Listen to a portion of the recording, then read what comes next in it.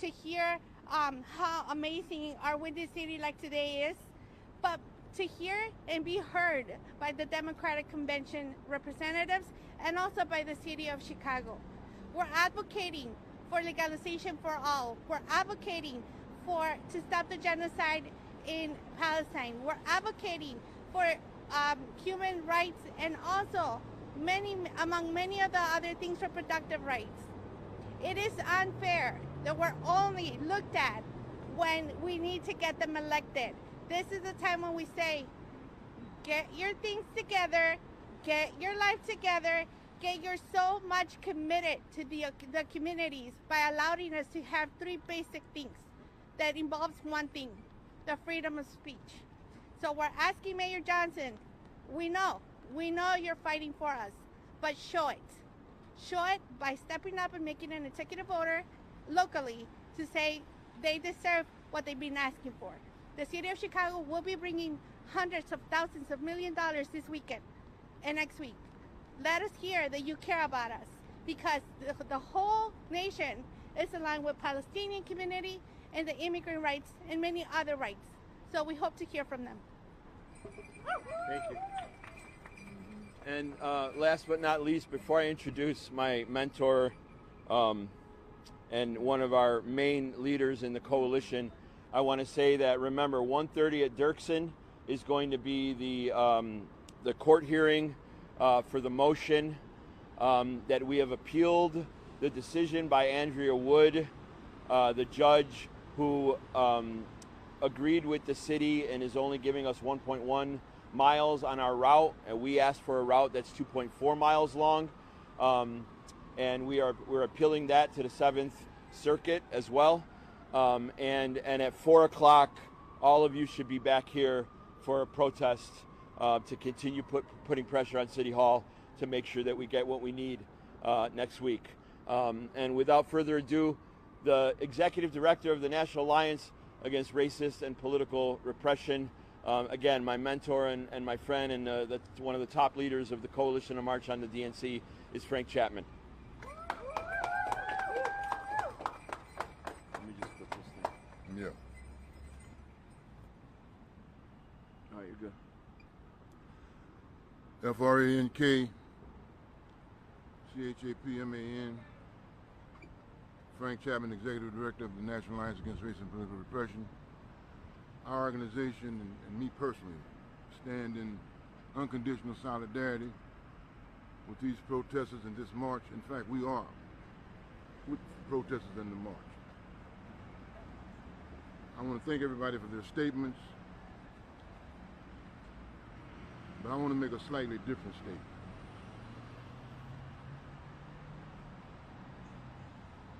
We're going to be bringing tens of thousands of people into this city. We have an unalienable democratic right to assemble and to speak. And we're not here to beg for that right. No. We're here to demand it. That's right. Those who are in power, they need to hear our demands. They need to hear our demands. Because see, you don't get rights by begging for them. We demand our right to assemble. We demand freedom of speech. You can't go all around the world sticking your chest out, boasting about how much you are for democracy and all that bullshit, and we can't get it here in Chicago. Can't do that. We will not allow it. So I'm calling up on the mayor, I'm calling up on the president, the Secret Service, all the powers that be. Give us our right to speak. We demand it. We demand it, we want it, we're going to fight for it, and I appeal to everybody. Everybody come out and join us in this struggle. Join us. I don't want less of us coming out because of what actions the government is taking. I want more of us to come out. The demand needs to be highlighted. We demand the right to speak. We demand that.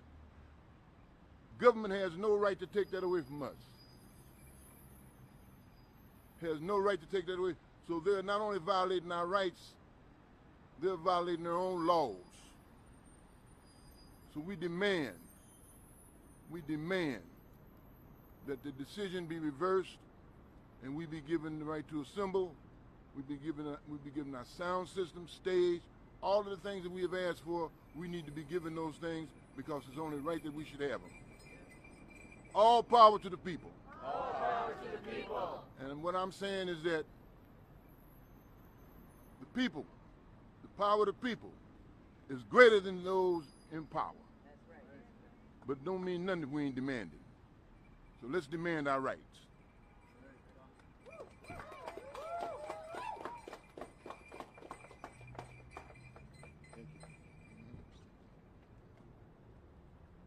Good? Thank you, Frank. I'll take questions now. Some might say that you are being given the right to recite sound of the stages set up by the city at the Park Plaza. So why is it necessary to also have it at Union? The stage at 578 was an open process, right? What if none of our organizations that applied for it got a permit to speak there?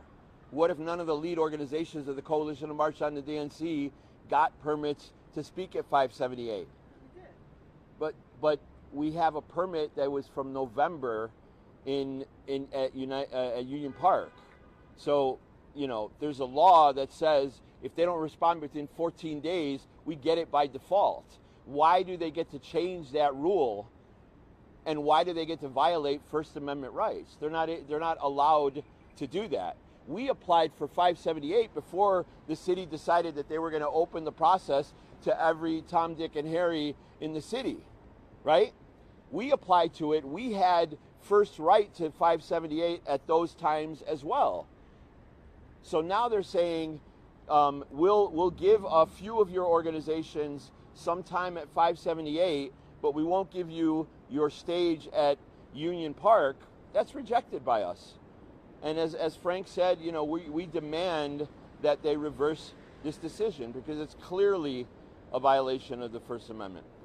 What did the city say was the justification in your letter? What did they cite for not giving you the stages? They cited a ridiculous justification. They put up stages and sound and use electricity and all of that thing for dozens and dozens of concerts every single year, right? They do it for Lollapalooza, then they can't do it for us. They claim that there's some kind of like security challenge related to the use of electricity on the grounds and that they didn't want any trucks to be on the grounds. But that's the only way that you set up stages and sound and all that sort of thing, and they do it across the city. Listen, it's clear what this is. This is the protest of the DNC. This is a protest that says free, free Palestine. This is a protest that says stop the genocide. This is a protest that says Biden and Harris, you're responsible for 40,000 dead Palestinians. That's what they're trying to say, is that we don't want you saying that to the world, and we reject it. Any other questions? You could. Are you able to provide any update on the appeal for the March route? Yeah, we don't have any update on that. So it's going to a different court, of course, to the circuit court. I was asked this question earlier. There's a possibility that there will be no hearing on that and that they might rule directly. We don't know. We might know later in the day. We'll try to give you the information on our social media channels. I know you're paying attention to all the DNC, March on the DNC social media channels. We'll try to give you those updates as much as we can. What's your message to the people who encourage you to tone it down after the change of candidate and who say that the more noise you make in Chicago, the more likely you're going to hand the election to Donald Trump? Yeah, you know what? If the Democrats lose, that's on them. If the Democrats lose, it's because of their policies, because they ignore the immigrant rights community, because they ignore the black liberation community, because they ignore the Palestinian community, because they are responsible for the 40,000 dead Palestinians, 100,000 injured, 2 million displaced. It's the policies of the Democratic Party that will cause them to lose if they lose. We will not take any responsibility for Hillary Clinton losing with her shitty ass campaign, and we won't take any responsibility for Harris losing if she loses. The responsibility will be on the Democrats.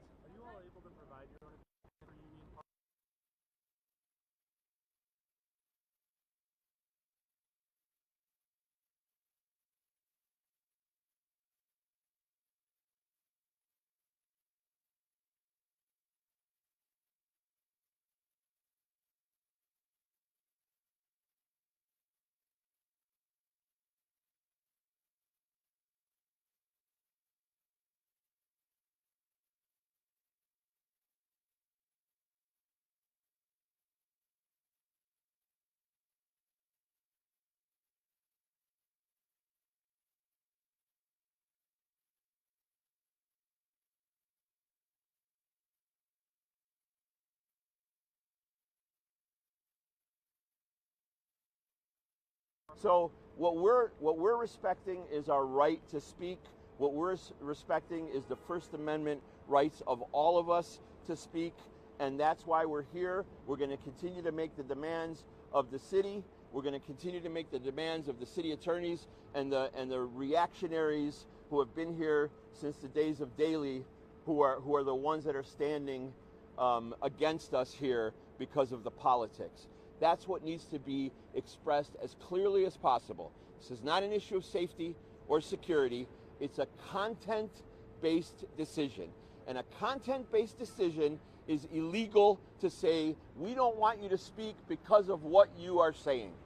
We don't want you to speak because you're going to be talking about the liberation of Palestine and the fact that we support a racist, apartheid, white supremacist state, and we're allowing it to massacre Palestinians on a daily basis. They know that's what we're going to say. They know that they're going to be the most important black organizers in the country that are going to be saying it, the most important Mexican organizers in the country that are going to be saying it, the most important reproductive rights and workers' rights activists in the country that are going to be saying it.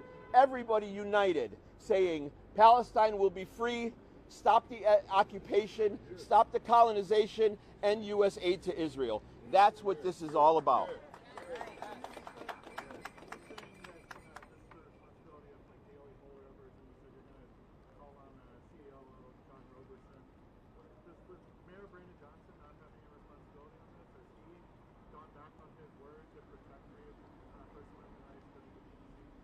Listen, I don't think that, I think Brandon Johnson, the mayor, has been and done what he said he would do.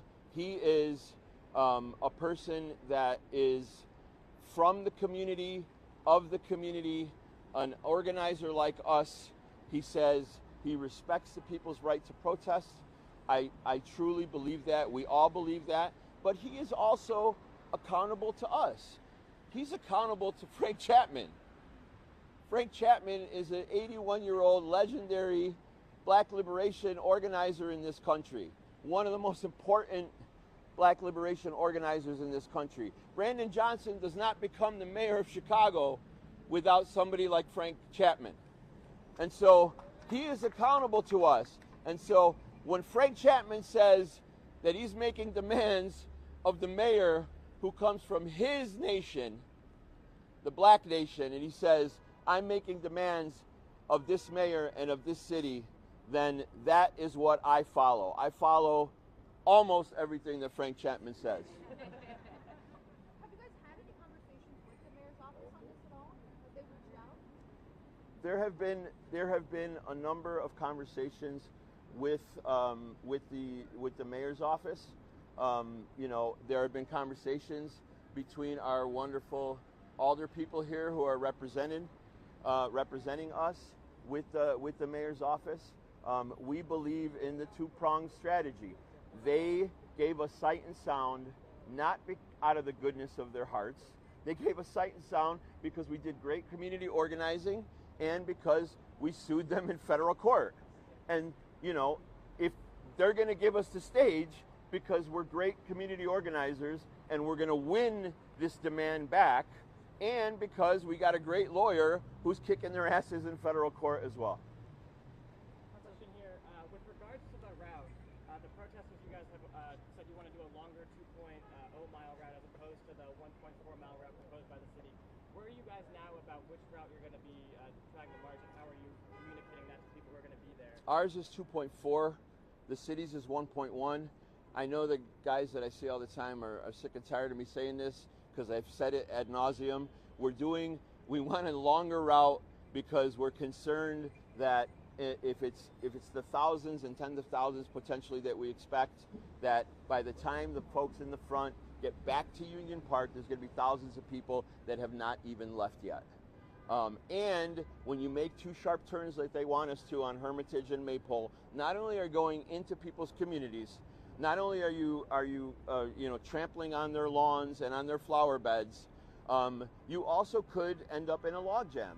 You could end up in a bottleneck where people are going to be stopped for 10, 15, 20, 30 minutes at a time. And when that happens, a protester, me, if I wasn't an organizer, I'm standing there for 30 minutes after standing and listening to a program for an hour and a half, I'm going to be like, where can I go? How do I get out of this? And I see an open street on Washington Boulevard, and I'm going to try to hit Washington Boulevard. And then what happens? We ask the police, what's going to happen in that situation? Repeatedly we asked them, and then finally they answered, yes, they're subject to arrest. So why do we want to put our protesters, our organizers, and our coalition in that predicament? Why should we? The ball's in the city's court. It's super, super simple. You could give us a little bit longer of a route to make this accommodating to everybody, and obviously you give us our damn stage and sound so we could do our protest. This is, the world is watching. Abdelmadid said it earlier. The world is watching this. The world is watching this because of the genocide. The world is watching this because of Biden and Harris. And I'm sure that the city and everybody else, the powers that be, do not want, a disorganization at Union Park. We are professionals at this. We've been organizing every single RNC and DNC and the NATO protests in 2012 in Chicago since 2008. These are the organizations represented here. We know how to do these kinds of events. We've organized dozens of them already, and you've seen since October, all the Chicagoans here, that we've had tens of thousands in the streets already since October, and that's just majority Palestinian community in Chicago. So let us do our work, let us do our job, make sure you uphold our rights. Amid all of this, are you still in touch with your Walls campaign and organizing with the DNC? Like, how much of your bandwidth is this taking up? But I'm sure you'd rather focus on the message and speaking to them now. Yeah, I mean, that's obviously a concern. We don't want to be, we didn't want to be in court since March, obviously. It's taking up, the lawyer's time more than anybody else. But yes, it is taking up some of our bandwidth. We'd rather not have to have these fights. But the fight is an important one for the permits from the get-go because of what I haven't said yet, which is that not only is it going to be big, it's going to be very broad, and it's going to be very diverse. There's going to be children, there are going to be seniors, there are going to be people of all kinds of physical abilities, all kinds of immigration statuses. We want them all to feel comfortable and safe to be able to say, I want to talk about Palestine, I want to talk about legalization for all, I want to talk about black liberation and the end to police crimes, and I want to be able to do it in a safe space right in front of the United Center so that all of those powers that be can hear us. And that's why we engaged in this fight so valiantly. But are you in touch with the Harris Walls? Are you speaking to Democratic leaders? Do they have the demands? Listen, the leadership of our coalition, the vast majority of the leadership of our coalition does not do any electoral rights, electoral work, organizing in that way. A lot of us are 501c3 organizations that don't do partisan work. And a lot of us don't see the lesser of two evils, especially when it comes to Palestine and the Arab world. So they haven't reached out to us. If, we say in Arabic, Baqta'idi, I'll cut my arm off if they reached out to us. They haven't reached out to us. We haven't reached out to them. We have no interest in reaching out to them.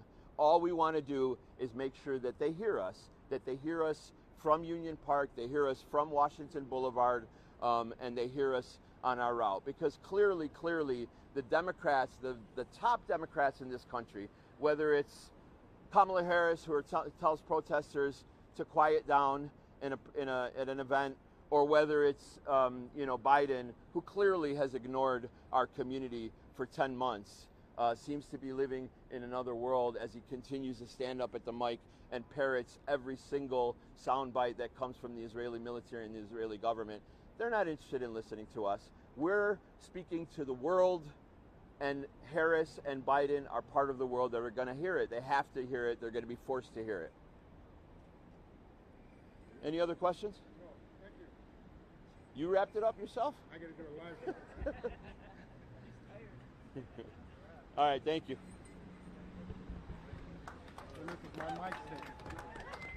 The whole world is watching. Good job.